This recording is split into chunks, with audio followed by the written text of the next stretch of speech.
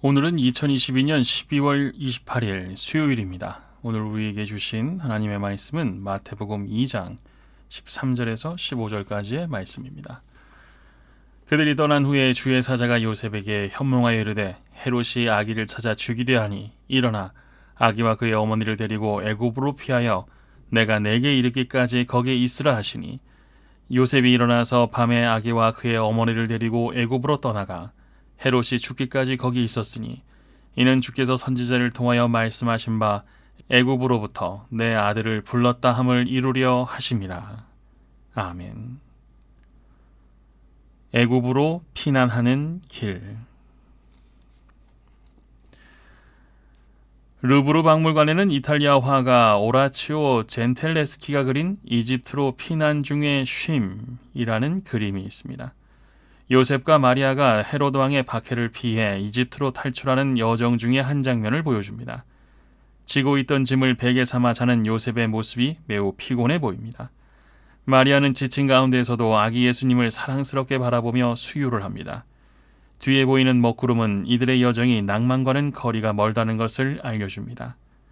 만물의 창조자여 모든 영광을 가진 예수님이 이 땅에 오시자마자 고난을 겪습니다. 태어날 곳조차 마땅치 않아 허름한 마국간 구유에 누우셔야 했습니다. 또 태어난 지 얼마 안 되어 헤롯의 잔인한 유아 학살을 피해 이집트로 피난을 가야 했습니다. 만왕의 왕께서 도망자가 되셨습니다. 예수님은 처음부터 머리둘 곳 없는 난민처럼 사셨습니다. 한편 예수님을 모신 마리아와 요셉의 삶은 어땠습니까? 아들로 인해 삶이 꼬인 듯합니다. 하나님의 아들을 모셨으면 대단한 영광과 보상, 든든한 지원이 있어야 할 텐데 남모를 고통만 계속됩니다.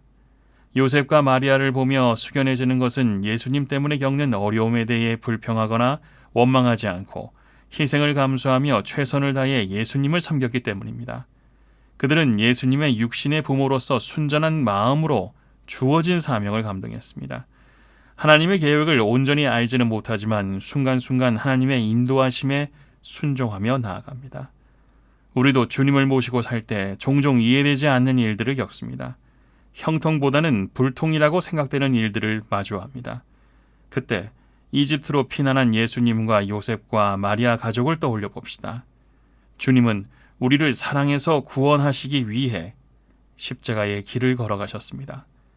예수님을 사랑한 요셉과 마리아는 아무 대가도 바라지 않고 희생을 감수하며 예수님을 위해 살았습니다.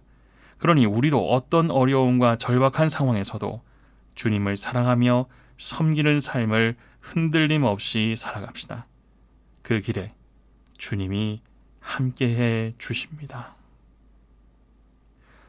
어떤 마음으로 예수님을 따르고 있습니까? 기도하시겠습니다. 우리를 위해 독생자까지 내어주신 하나님의 은혜와 고통과 치욕의 십자가를 묵묵히 지신 주님의 사랑에 감사합니다. 우리에게 주님을 온전히 섬기며 변함없이 사랑하는 마음을 주옵소서. 인간의 판단을 내려놓고 순전한 마음으로 주신 길을 걸어가게 하옵소서. 예수님의 이름으로 기도합니다. 아멘.